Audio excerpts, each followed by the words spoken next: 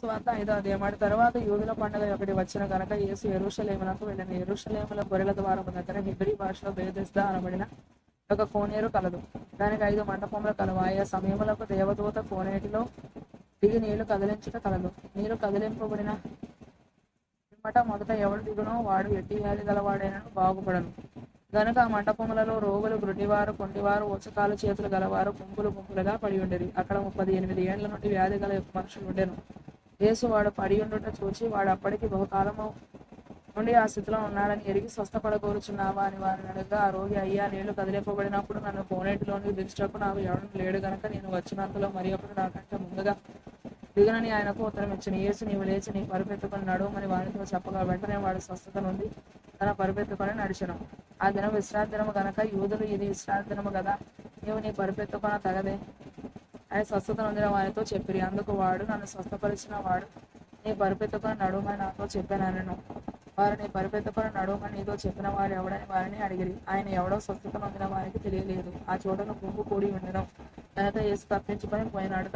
తరువాత యేసు దేవాలయంలో వారిని చూచి, ఇదిగో స్వస్థత నొందితివి, మరి ఎక్కువ కీడు నీకు కలుగకుండానట్లు ఇకన పాపము చేయకుమని చెప్పగా, వాడు వెళ్ళి తను స్వస్థపరిచిన వాడు యేసు అని యూదులకు తెలియజెప్పని. ఈ కార్యములను విశ్రాంతి దినమున చేసినందున యూదులు యేసును హింసించిరి. అయితే యేసు, నా తండ్రి ఇది వరకు పని చేయుచున్నాడు, నేనును చేయుచున్నానని వారికి ఉత్తరం ఇచ్చిన. ఆయన విశ్రాంతి దినాచారము మీరుట మాత్రమే గాక, దేవుడు తన సొంత తండ్రి అని చెప్పి తను దేవునితో సమానునిగా చేసుకున్న గనుక ఇందు నిమిత్తమును యూదులు ఆయనను చంపవలనని మరి ఎక్కువగా ప్రయత్నము చేసిరి. కాబట్టి యేసు వారికి ఇట్లు ప్రత్యుత్తరం ఇచ్చిన, తండ్రి ఏది చేయుట కుమారుడు చూచునో అదే కానీ తనంతటా తాను ఏది చేయనేరడు. ఆయన వేటిని చేయునో వాటినే కుమారుడును అలాగే చేయును. తండ్రి కుమారుని ప్రేమించును, కుమారుని ప్రేమించుచు తాను చేయు వాటినలను ఆయనకు అగపరుచుచున్నాడని మీతో నిశ్చయముగా చెప్పుచున్నాను. మరియు మీరు ఆశ్చర్యపడినట్లు వీటి కంటే గొప్ప కార్యములను ఆయనకు అగపరచు. తండ్రి మృతులను ఎలాగ లేపి బ్రతికించును, అలాగే కుమారుడును తనకిష్టము వచ్చిన వారిని బ్రతికించును. తండ్రి ఎవరికి తీర్పు తీర్చడు గాని తండ్రిని గణపరచినట్లుగా అందరూ కుమారుని గణపరచవలనని తీర్పు తీర్చుటకు సర్వాధికారము కుమారునికి అప్పగించి ఉన్నాడు. కుమారుని గణపరచని వాడు ఆయనను పంపిన తండ్రిని గణపరచడు. నా మాట విని నన్ను పంపిన వాని యందు విశ్వాసం ఉంచువాడు నిత్య జీవము గలవాడు. వాడు తీర్పులోనికి రాక మరణములో నుండి జీవములోనికి దాటి ఉన్నాడని మీతో నిశ్చయముగా చెప్పుచున్నాను. మృతులు దేవుని కుమారుని శబ్దము వినుగడియ వచ్చుచున్నది, ఇప్పుడే వచ్చి ఉన్నది, దానిని వినువారు జీవింతురని మీతో నిశ్చయముగా చెప్పుచున్నాను. తండ్రి ఎలాగూ తనంతట తానే జీవము గలవాడై ఉన్నాడో అలాగే కుమారుడును తనంతట తానే జీవము గలవాడై ఉండుటకు కుమారునికి అధికారము అనుగ్రహించును. మరియు ఆయన మనుష్య కుమారుడు గనక తీర్పు తీర్చుటకు తండ్రి అధికారము అనుగ్రహించును. దీనికి ఆశ్చర్యపడకుడి, ఒక కాలం వచ్చుచున్నది, ఆ కాలంలో సమాధులలో నున్న వారందరూ ఆయన శబ్దము విని మేలు చేసిన వారు జీవ పునరుత్థానమునకును, కీడు చేసిన వారు తీర్పు పునరుత్థానమునకును బయటికి వచ్చెదరు.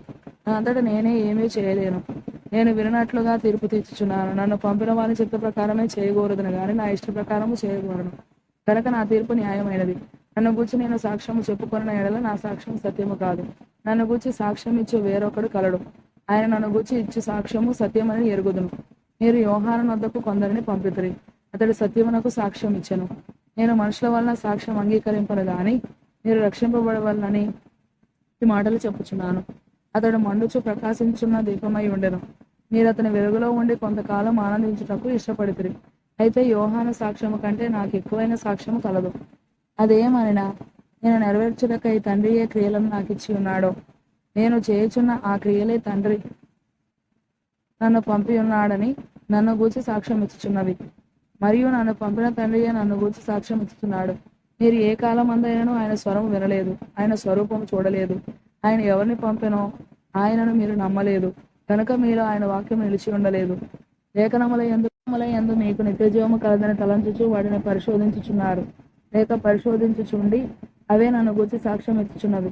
అయితే మీకు జీవము కలుగునట్లు మీరు నా యొద్దకు రానొల్లరు. నేను మనుషుల వలన మహిమ పొందువాడను కాను, నేను మిమ్మల్ని ఎరుగుదును. దేవుని ప్రేమ మీలో లేదు. నేను నా తండ్రి నామమున వచ్చి ఉన్నాను, మీరు నన్ను అంగీకరింపరు. మరి ఒకడు తన నామమున వచ్చినలా వారిని అంగీకరించరు. అద్వితీయ దేవుని వలన వచ్చి మెప్పును కోరక ఒకరి వలన ఒకడు మెప్పు పొందుచున్న మీరు ఎలాగు నమ్మగలరు? నేను తండ్రి యొద్ద మీ మీద నేరం మోపుదునని తలంచకుడి. మీరు ఆశ్రయించుచున్న మోషే మీ మీద నేరం మోపును. అతడు నన్ను గూర్చి రాసిన గనక మీరు మోషేను నమ్మినట్టయినా నన్నును నమ్ముదురు. మీరు అతని లేఖనములను నమ్మని ఎడల నా మాటలు ఎలాగూ నమ్ముదురు అనెను.